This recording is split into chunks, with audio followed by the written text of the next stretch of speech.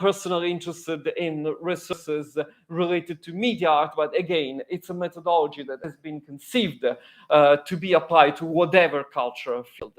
Basically, it's based on curation of this resource, of mostly a list of publications, the request of donations of these publications, and then the donation in the second stance to an institutional library that would preserve it, but would also be open to lend it to other for other events.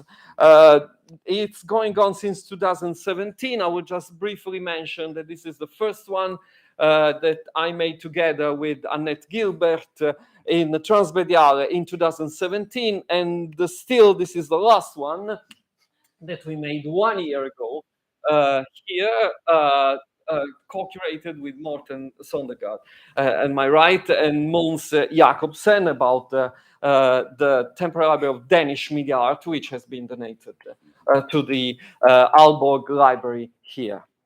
Basically, that's it. Thank you very much. Thank you so much, Alessandro. And now I will invite you, the Norwegian, and Christian Gilje. And here you are, Jose. Yes. This is the one, right? That's the one. That's the one. Oh, shit. There we go. Okay. Okay. I just started. Just started. All right, thank you for inviting me as well.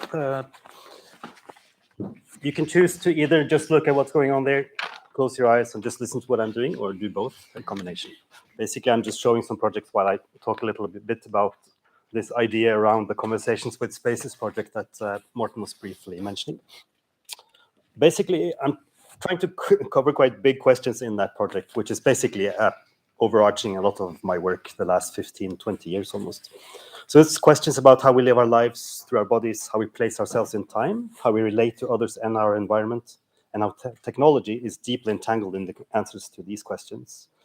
So I want to go through a little bit one of the premises for this project, that I believe in at least, is important, is the fact that we are grounded to the world through our bodies, which makes the body the link between the mind and the physical world.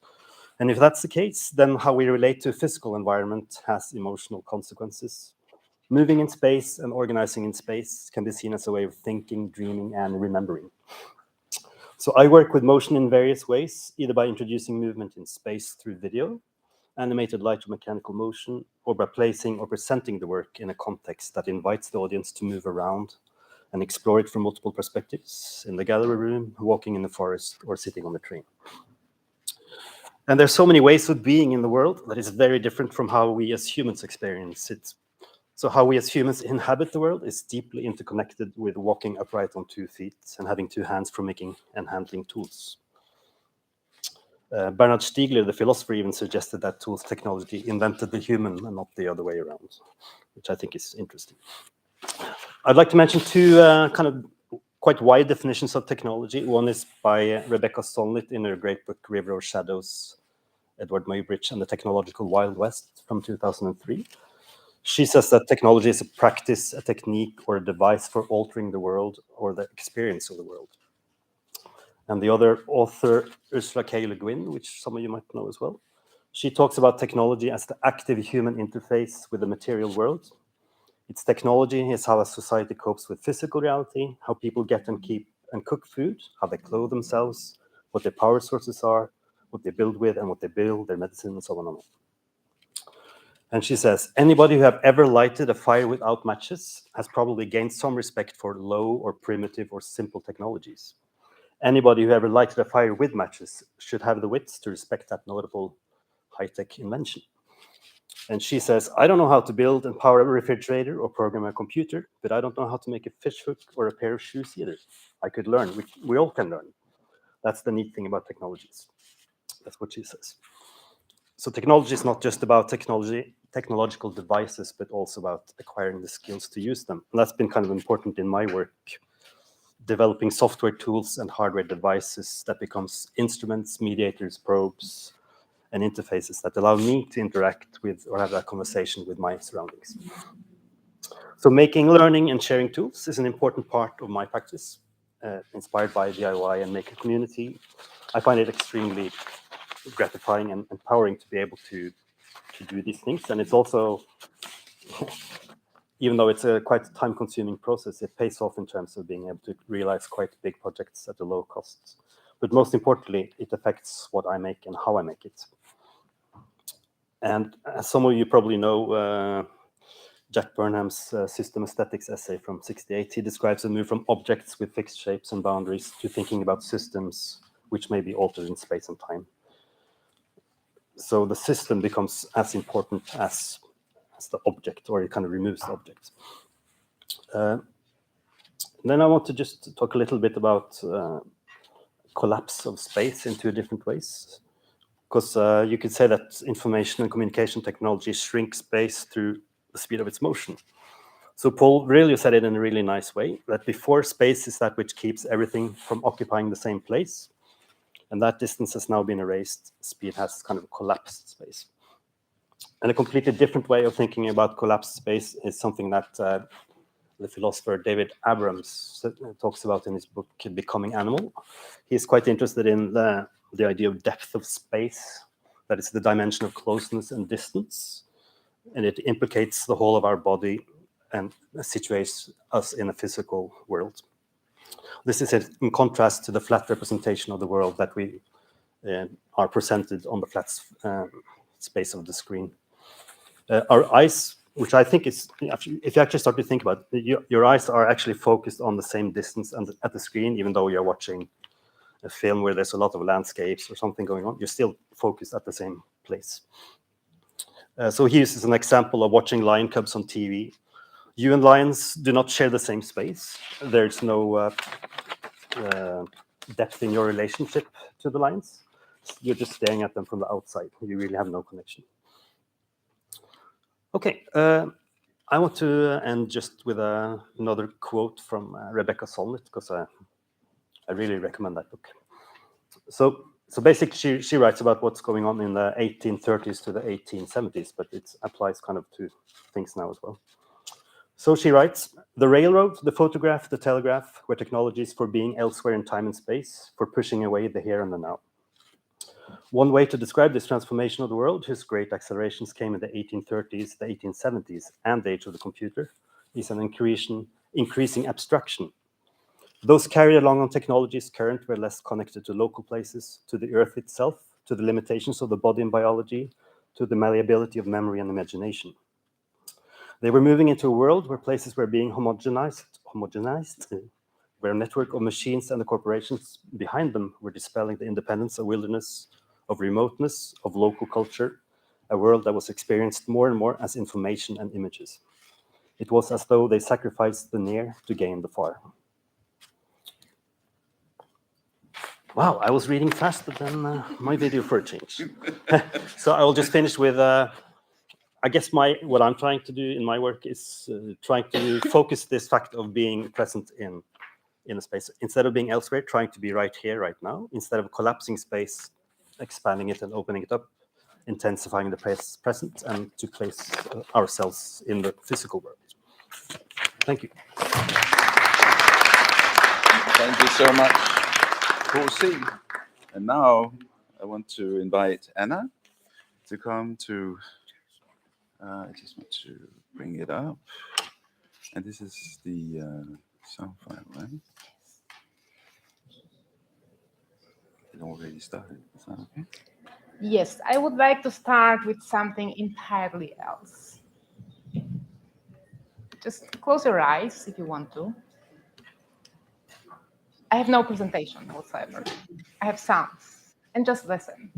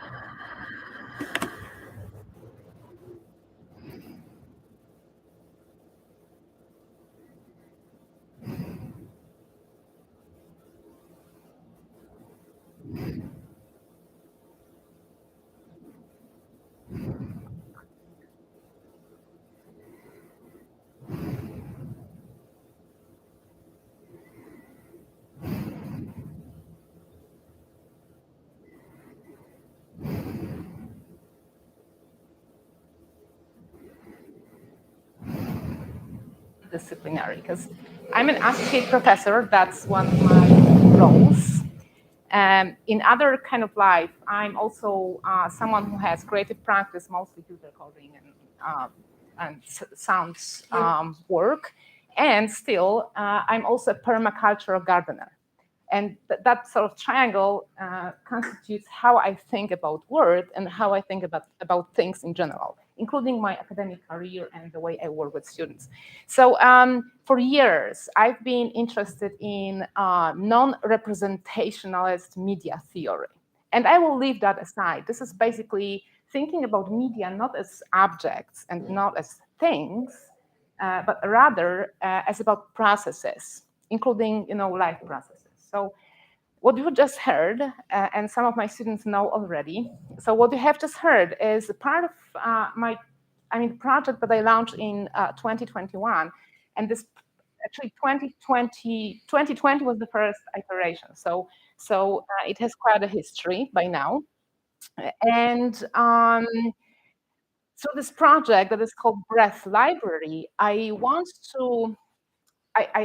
aim at doing a bit of a theoretical work that would be kind of looking into the possibilities of thinking about media thinking about mediation rather than media, and looking into breath as a primary medium that we have at our disposal. And I think a bit of history, how this project evolved, would be probably necessary. So in the middle of the pandemic, right? Because I think that up until now, as a society, we still haven't done enough work in conceptualizing what has just happened to us, globally. So right in the middle of the pandemic, when we kept hearing this phrase, "I can't breathe," in so many contexts, some of them, related to racial violence, some other contexts related to the general troubles with the COVID-19 and social ramifications. So just in the middle of all of this, at some point I had this thought, what if we had a kind of archive or library where you could, donate your breath so that others who can't breathe could actually borrow that. So that is this thought behind the archive and the library or collection that I'm working on right now. And then the first iteration of this project happened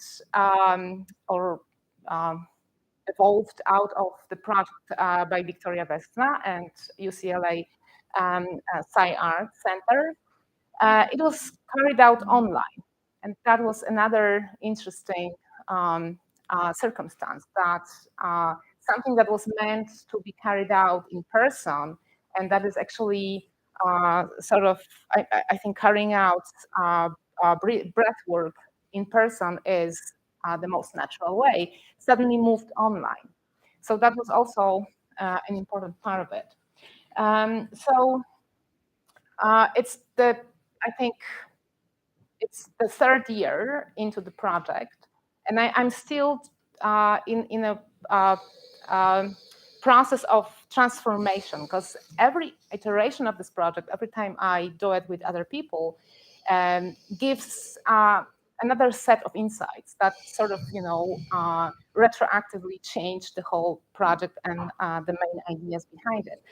And having said all of this so far, I would like to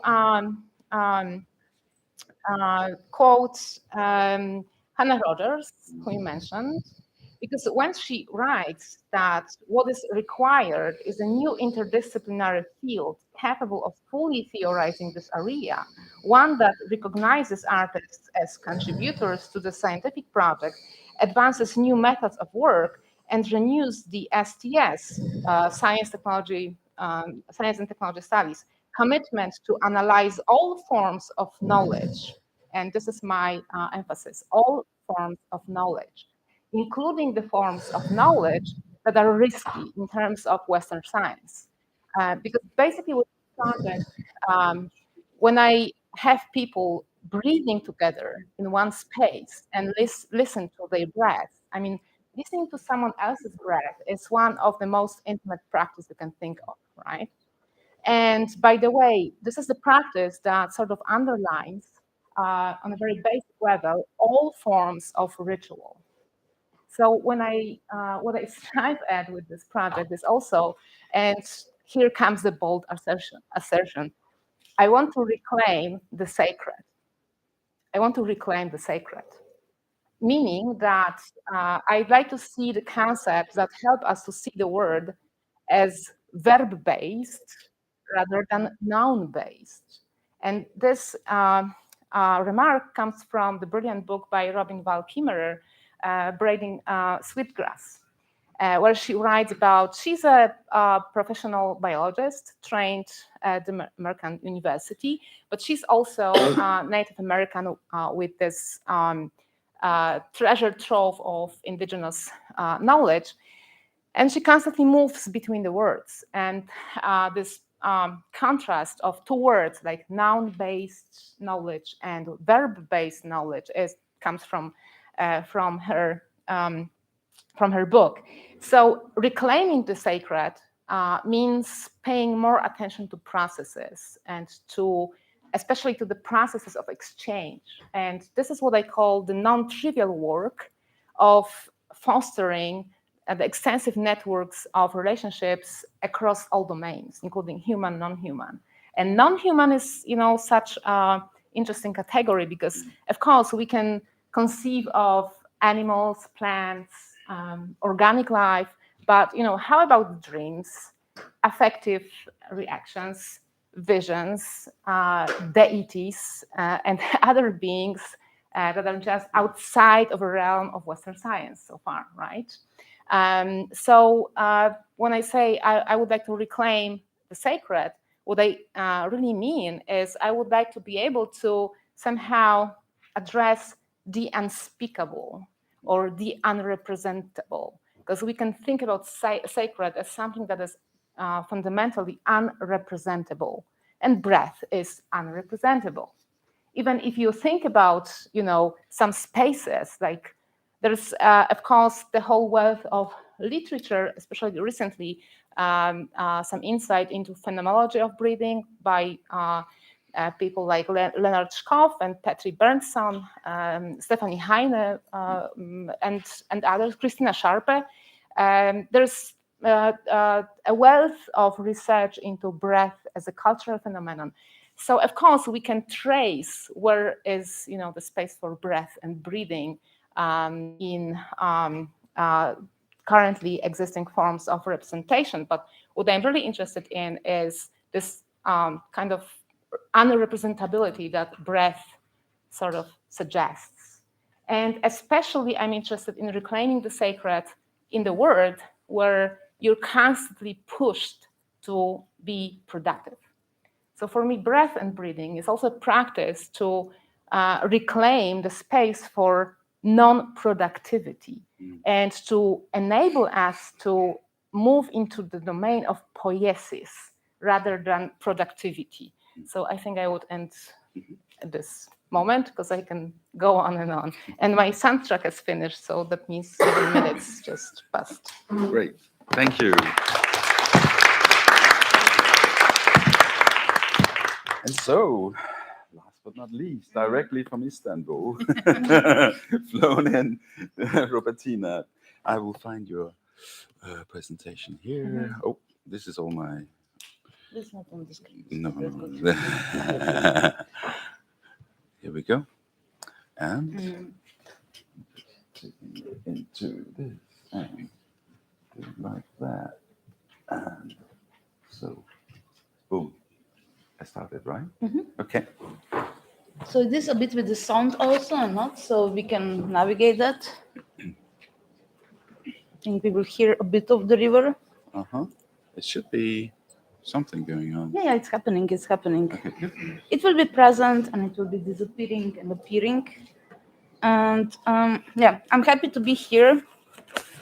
When I was listening more to Anna, I was like having lots of replies already. So, but I waited this to finish my talk also. But as some of your students know already, and some others will get to know, my practice is very much based in the aquatic kind of mediums. I try to research them through different entry points. One of the main entry points and one of the main interests of mine research is like how these other non-human, or I like to call them even better, more than human entities are existing, coexisting, and living in this kind of different environment, which is not something that would be very typical for us humans. Like even breathing underwater starts to be a very complex task, especially for us, because we are not able to do that, even though that we moved back and forth between these kind of different mediums. So when entering the watery environments, for me, it was really interesting to get to know the realities of sound, because sound is one of the main communication levels for the species living in the water. This means like fish or other animals, they try to communicate with each other because very quickly you're in the darkness, because after 200 meters, the sun is not penetrating the watery environments anymore, so it's dark. So in this darkness, then the communication starts to happen through the sound, through chemical tracing, and all these other senses which we sometimes have them, but we don't rely on them, because I like to say humans, we are very visual animals. This is our main sensory perception of the world, and then it's everything else also. And to think about this and how to navigate this, I started to use different terminologies.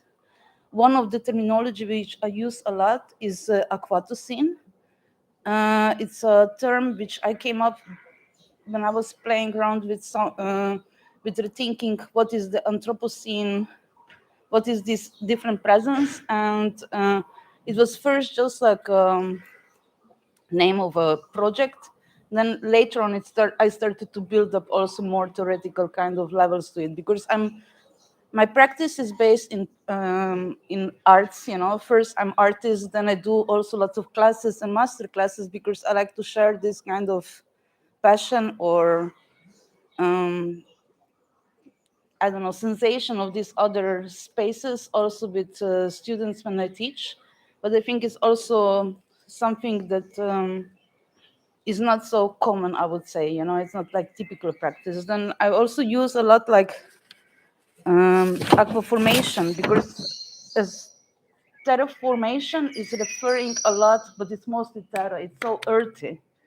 And this is like, I'm putting different terminologies up there because I'm missing them when I try to write about myself, or I try to express why I'm so interested in these aquatic levels, because we like to say that our Earth is a blue planet, is a blue dot and everything else, but then we are constantly referring to it from our perspective. So we are terraforming it because we are like walking on the seabed of the ocean, of the air, but there is other oceans, there is other situations. And the work which you're looking here now is actually a detail out of the exploratory work about the river Ljubljanica.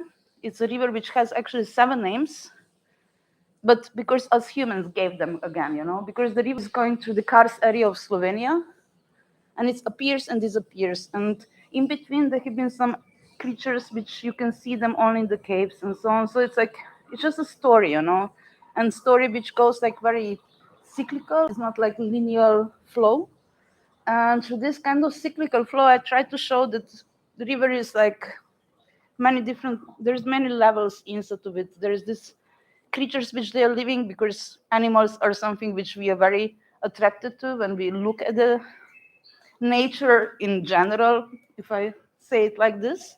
But then it's lots of plants, there's lots of microbiome, there's lots of organisms. I saw lots of plankton today, just like looking out of the plane, which can be scary, because I see that the sea is blooming quite heavily in the northern part, which shouldn't happen in this time of the year. But this is something that I also try to think and rethink inside of my basis of work. I work a lot on ecological kind of situations, and I know that it can be something which is really hard to talk with, because, like many times with students, I think you can also confirm, and I hope you will also speak later about this, but when we start to speak about how to navigate this kind of ecological crisis, we very quickly hit the wall, because we are all a bit not sure how to navigate it. We feel all a bit guilty, with every plane trip or whatever we took. It's like, but then there's always this kind of question, how should we go further, and what should be our way of coexistence in the future, And this I like to research, and that's why I like to work together with different scientists, philosophers, marine biologists, and so on, because in my work I try to combine all these different thoughts, bring it to the public, and hopefully, communicate and think together. So I finish here, and I think your breathing was thinking me a lot, so I'm with rolling around, but yeah. Thank you so Thank much. you. Okay. So now we have a time to discuss or to present. Actually, as I said in the beginning, I would like to give the floor to anyone who wants to talk 2 minutes about their project, their practice, with the students first, actually. But anyone are, of course, welcome to be. Yes, there's one up there. We have. There is group. So come. Sit down. Great. We give them the space, no? Yeah, maybe. Yeah. Give them the space.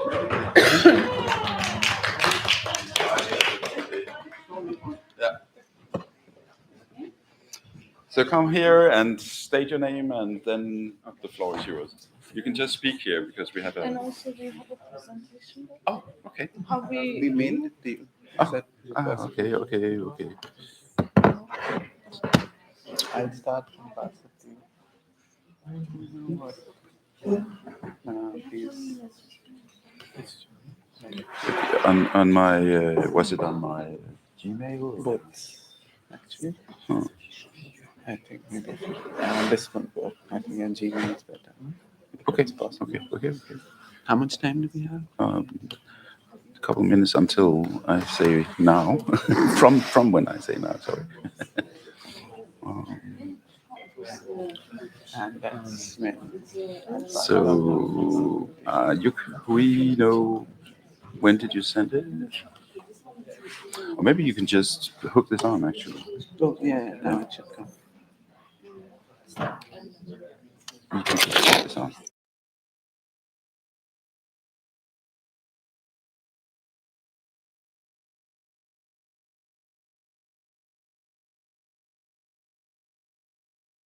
Do you know how to do? Yeah, you can do, but you can also just talk here. It's fine. You have a. Oh, okay. It should work. So present yourself and. Okay, thank you, Martin, for this possibility. Sorry. Perfect. Okay. Go ahead. Okay, thank you, Martin, for this possibility to present our project. My name is Luca Caccini. And we introduce ourselves. Yeah, I'm Başak Tusuz. I'm Ksenia Rybak. I'm Ray. I'm Anuj. Okay, our project is called the Corrupt Index, and it's a project that involves bioart and artificial intelligence. And our main points are that we want to investigate the correlation between non-rational knowledge and which is somatic and embodied knowledge with rational and scientific knowledge. And also, we want to use slime molds for this project because it's they have like I have a knowledge about to how to reach to the food, as they have like extensions to find the shortest way to reach the food. Yeah. Yeah. Yeah, we wanted to reflect on the notion of Enerhive, opposing it to this rational knowledge. And through this notion, we tried also to reflect on our high fever, which kind of intersected the idea of using the slime mold, because slime mold, during the process of its growth, we discovered that it produces mycotoxin, which is capable of causing memory loss. Yeah. Next slide. Yes. Let's do it. So we were thinking of actually comparing and also letting the project exist from within the friction that exists between these rational systems of knowledge, as Luca mentioned, and the more somatic, automatic, bodily, somatic systems of knowledge, not as proxies or substitutes for each other, not in a state of conflict, but in a state of active interaction with each other. And so we recognize these two constituents for the project, which is one of which is AI-produced images, which exist as contemporary archives of 1 million references, and which within the project represent these more canonized, more rational systems of knowledge, ontologies of knowledge, or infrastructures of knowledge, as we call them within the project. And the second constituent of the project is live slime mold that also exists or coexists adjacently with these images on the screens. And the project is essentially a durational experience of how both of these transpire in parallel streams over a period of 3 days, or as long as the project is in place. So the slime mold also obviously represents a more instinctual and a more alive form of knowledge, which cannot be predetermined, but actually flows along the paths determined by the sentience or the intelligence of the creature itself, as opposed to the more Western systems of knowledge that have predetermined indexes.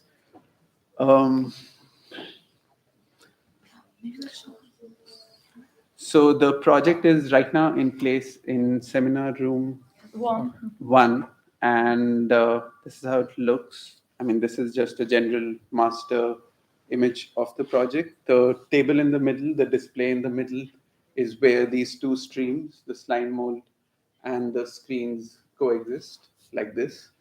And what we are trying to do is to represent them within a grid, so that the idea that Bashak talked about in terms of the networks is also represented. Also because the entire semester is based around iterative systems. So we are also trying to assign pluralities within the project or inculcate pluralities. So many slime molds, many screens in states of interaction with each other, and in sort of systems of and networks of construction and destruction where the images are also in a state of decomposition. So they start off as being very identifiable indexes or images or depictions of systems of knowledge, such as the YouTube or Google Chrome storage center, a radar array in Norway. And over the duration of the project, these decompose into unrecognizable abstract images just made of displaced pixels. And the slime molds may thrive or die within the duration of the project. And that's a time lapse that's also visible in the project. So that's about it. Thank you.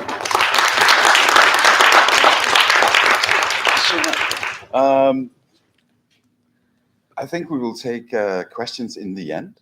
Okay. So now another group, maybe someone else wants to share their work, or we can open up for discussion as well. I'm just gonna give a little more time. I know there was someone running out for the rest of. Oh, you're up there. You want to?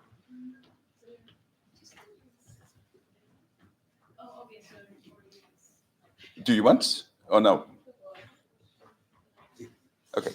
Anyway, I think we will proceed to a discussion generally. So are there any, is this on, by the way? Er den tekst? Yeah. Any questions? There will be a panel afterwards for the general conference, of course, so it's about this Leonardo panel, but you can ask any questions. Oh well. Yes. Maybe we should check.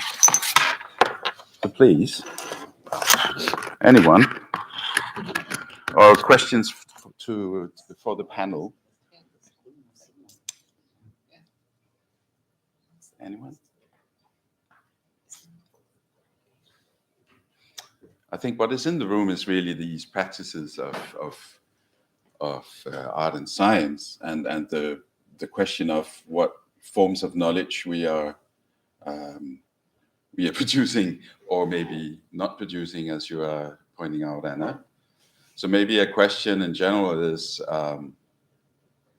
how these, because the different practices that we just encountered here,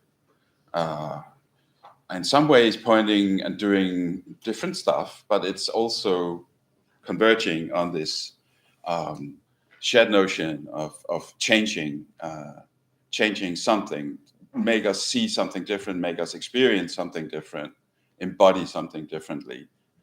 So maybe a question for the panelists would be how do you, if you think about people that are experiencing the breath library or the aquatic world, or the spaces you are conversing with, Jose, or the library, the archives you are talking about, Alessandro, how are you, in essence, convincing people about the value of this? I mean, is there an element that we are missing of communication, in a way of getting this message through? I think that was also a little bit a theme earlier today, actually. You could say the persuasion of how to really get these changes or these transformations into the world. I don't know if, or Anke, if any of you want to comment on that. Yeah, I would. Yes. Shall we go? Yeah, you can come. Yeah. Okay, yeah, Or so you can maybe also sit there. is it working? Yeah, it is. So, actually, I think when you ask this question, I think, frankly, that I think we should get rid of persuasion at all. Really, I think persuading people actually is a kind of I would say, discursive violence in a way, right? Because the very model of persuasion is based on imposing something, right? Or making someone to do something or think something, right? And I think I have this deep like distrust towards anything that is persuasive.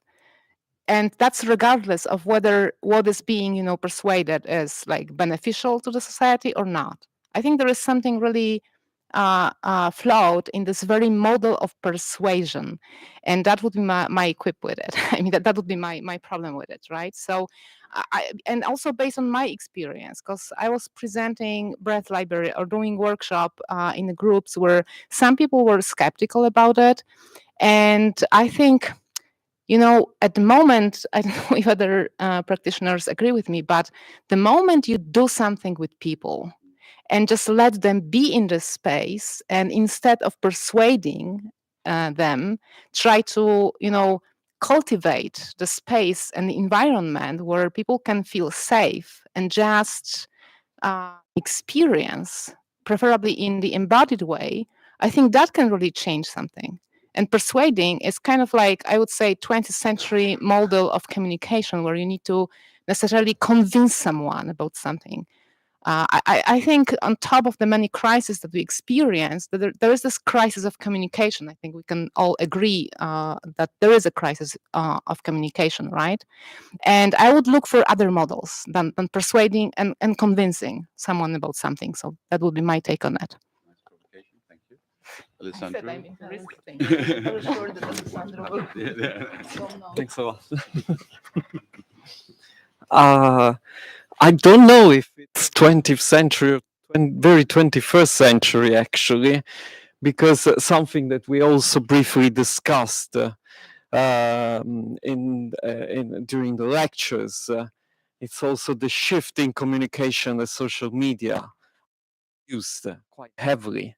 And I think that it's one of the proposed value by the industry of social media in terms that your presence is evaluated by numbers, and these numbers are directly correlated to how much your persuasion, how much persuasive you are somehow towards the others, to acknowledge you in a quantitative way.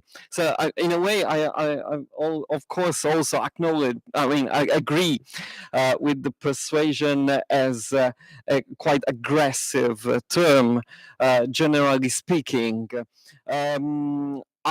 Personally, relating to the practices I was mentioning, I personally believe in two specific modalities of communication.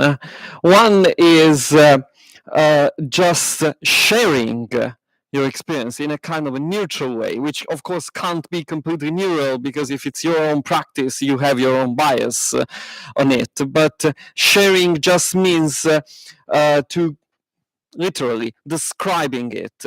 So if you have values embedded on it, being completely open, and of course completely open to be criticized about it, there comes the second strategy of communication, which is dialogue. I think we agree with it. And I think the dialogue is a peer-to-peer dialogue is one of the most effective communication that we can enable, especially in 21st century when we have mediated dialogues. And when you were mentioning the briefing and the intimate space, hear a breath means that you're very close to a person, and that also means that the communication that you have when you are close enough is geometrically, I would say, more intense and effective, because there's a lot of signals that are exchanged. And that's exactly why the physically present dialogue would be a very effective way of communicating. And when it's mediated, every medium has its own rules, and then we have to somehow cope with them. But it's a different matter, of course.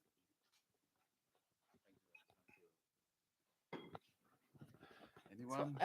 I would just add that one of the projects that I refer to often is Annie Abraham's 3 projects. I think that was Utterings, a kind of a workshop done on Zoom. And that was quite amazing because, online communication tools have their affordances, right? And we all know what Zoom, how actually it made us feel during the pandemics. But what I really appreciated about her projects was that she was able to create this situation of experiment with Zoom.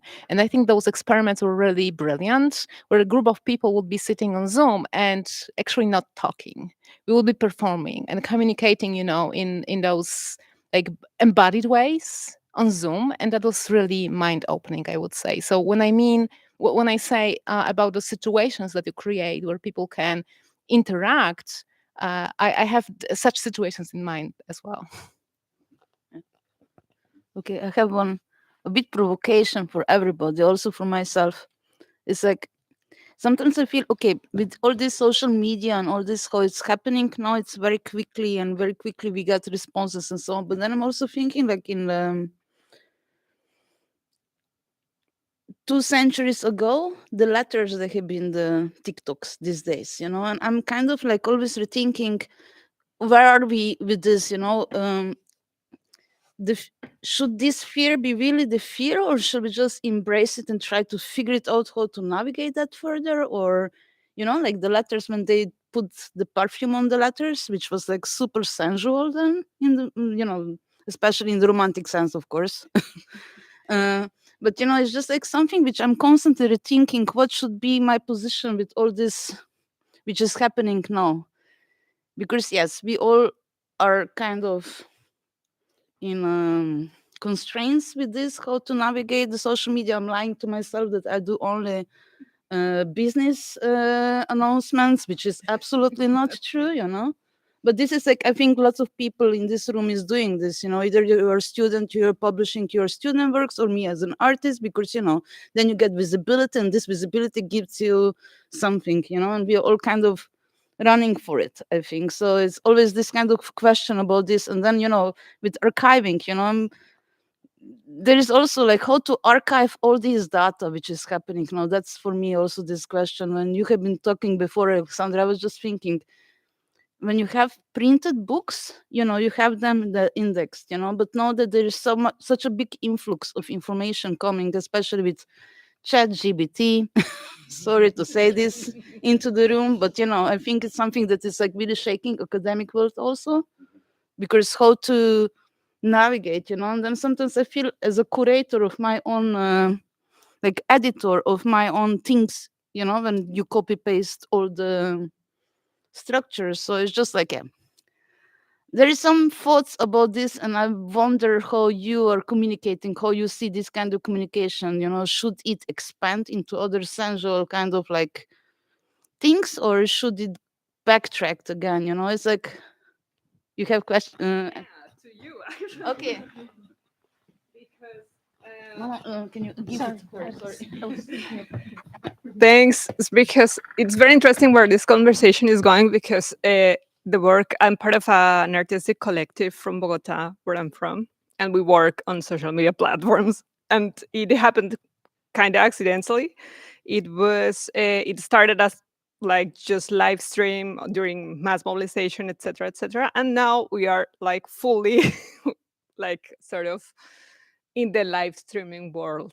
So we started to research on how like gamers were doing their live streams in Twitch, and we tried Twitch for a while, but then we just persisted in Facebook Live, which is also shameless self-promotion. We're going to have a live stream tomorrow here from Kuzhal North, if you want to join. But then for us, it's been like a permanent source of, I don't know, like a self-reflection, because our entire work is in Facebook. And that involves all of the activities that we've been doing since 2019. We don't know what to do about that. Also, is there anything to do about that? But we ask this ourselves all the time, because well, what we try to do more recently is to sort of extract parts of these materials and to try to turn them into installations, things like that. But our live streams are also happening at the public space. So we just started doing mapping on some street, some square, and then just gathering some people and talking about those matters and some very specific questions, guests, etc. But now we are not interested in replicating this on the one hand. But I don't know, that material is there, but it's not, like we cannot do anything about it. So we are prisoners of the social media platforms as a collective, but we're also like expanding our reach and engagement. So it's like a prison. It's like a prison of engagement for us. I wonder what Alessandro Yeah, please, because I think this, and this is also because we had this discussion a year ago, actually. Of course, but just to reiterate the discussion. Well, there are a few things. One is that, of course, we all know Facebook is a private company with their own goals, which I very doubt will coincide with your own goals as a collective. Or, I mean, means or aims mostly. So I remember a conference 11 years ago with people from the W3C, which is one of the public authorities about the web. And there was already this social media ghost going around, threatening them especially. And they were so heartwarmingly and strongly recommend to have your own online space where you put everything that you want and need and want to. I mean, it's your own garden somehow, and not having this garden in a private space that any moment you won't have access to.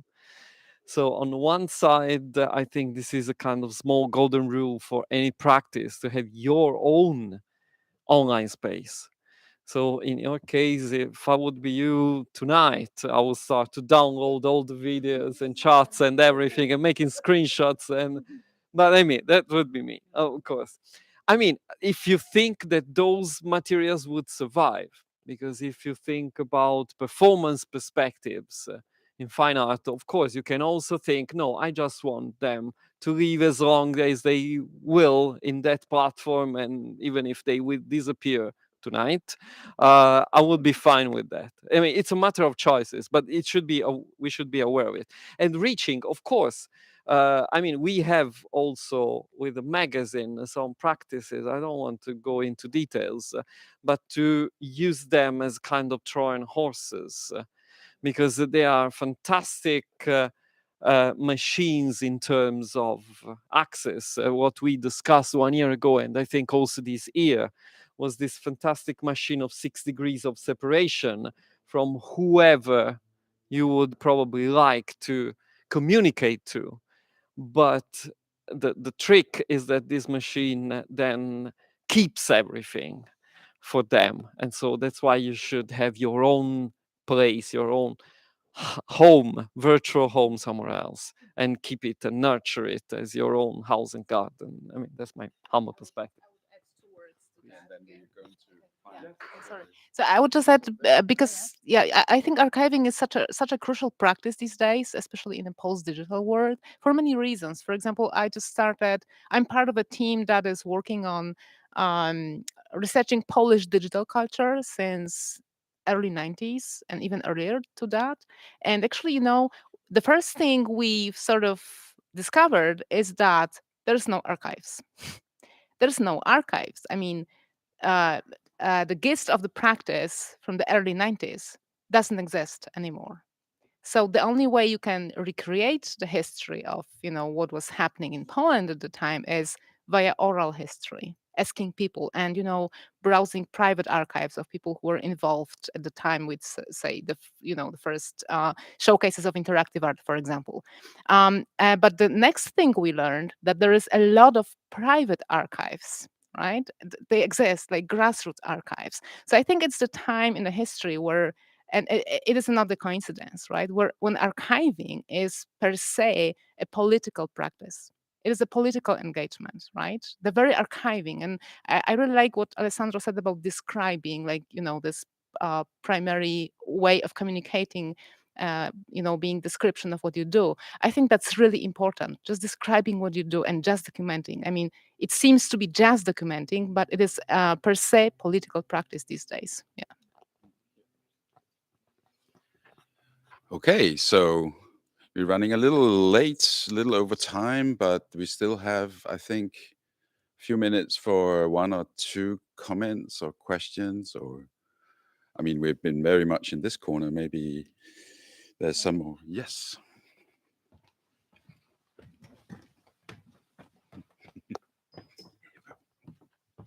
Yeah, well, maybe I just want to ask Ludovico, because it's kind of connected to a question that I had. Can you respond to Anna's assertion about the kind of political nature of archiving as a process? Yeah, because one thing I noted in your talk, I mean, I think the work with Neural and is fantastic and is a huge contribution to the community and the research community. But as you were speaking about and thinking about Sylvia's talk this morning and then the call of responsibility and kind of ethics in the architectures and the tools that we use, I mean, we are constructing, the archive is constructing a field of knowledge, right? Is constructing a science as well. And your kind of observation around the importance of reliability in today's age with TikTok, with ChatGPT, with kind of authenticity. So I agree with you that the need for reliable archiving is important and necessary. On the other hand, that goes hand in hand inherently with a kind of gatekeeping that reinforces colonial practice that led to the fact that there are no archives, print archives, right? Only oral histories. So it seems like there's a tension there. And I'm curious what your thoughts are about that. You're nodding your head, so clearly you've thought about this. So I'd be curious. Thanks. Thank you. Here you go. Yeah, thank you. I think it's an extremely important question, and it's always, I mean, the moment you make a selection, you are excluding. It's an exclusive practice. And on the other hand, as human beings, if you want to have an overrepresentative, I mean, if you want to represent everything, then you are lost. And there's another tension here, which is between the immutable printed thing and the oral culture. And I think that are both extremely important, but depending on which culture and where it is situated. So what I mean is, for example, there are cultural spaces where print absolutely doesn't make sense, because that culture is expressed as oral culture. It should stay like that. So printing means doing a kind of colonial gesture somehow, because then you gatekeep the transfer of information and you crystallize something that shouldn't be. But generally speaking, I think about archives not as exclusive one. What I mean is, if you think about, let's say, the Library of Congress, the biggest library in the world, and you think about it as an absolute reference, then probably you face the gatekeeping problem. If you think instead about, that's why I was mentioning that distributed nature. It's the effort of accumulate reliable sources. It's not going together with saying these are the only ones. It should be a collective effort, which I mean, in my very humble practice, is the closest you can get to, let's say, to the oral culture practice. What I mean is, when you don't have one reference collection, but you have a network of them from people who have dedicated space, time, and effort in order to curate, so also somehow to exclude things that are excluded somewhere might not be excluded somewhere else. And it's in this collective effort that you have the lowest level of negative gatekeeping. And especially if they are in a dialogue and they are open, of course, to include more, then let's say you have this extremely difficult balance between the trusted sources that you can have and the inherently exclusive practice that it's embedded in what you do. I mean, on so let's say that on one edge you have the just one library having everything, and that is most exclusive. On the opposite, you have ChatGPT reinventing everything at millions of words per second, and then completely questioning everything. And then the bias overwhelms every trusted sources. Now, I'm particularly scared about something like that. And I'm still thinking a lot about what the consequences might be on trusted sources, on reconstructing histories. And I don't believe in just one history. That's why I'm pushing a lot the dialogue thing and the multiplicity of sources. But there should be a selection. Otherwise, it's an ocean that you can navigate. I mean, it's a choice, but you need some references in order then to have values and meanings somehow. But again, this is just my 2 cents, of course. Thank you so much. I'm afraid we need to wrap up now before the panel of the final panel of the conference. So with that, I think there's some interesting undisciplinary questions that we just asked that are in the air. So let's keep working on those. And I just want to say thank you to those students that shared their work, and to the panelists. Thank you so much.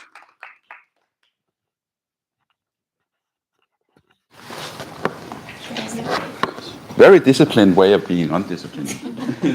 I think we should take a 10-minute break and then come back and just have an open conversation.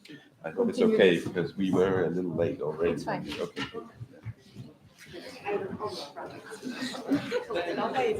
you tired?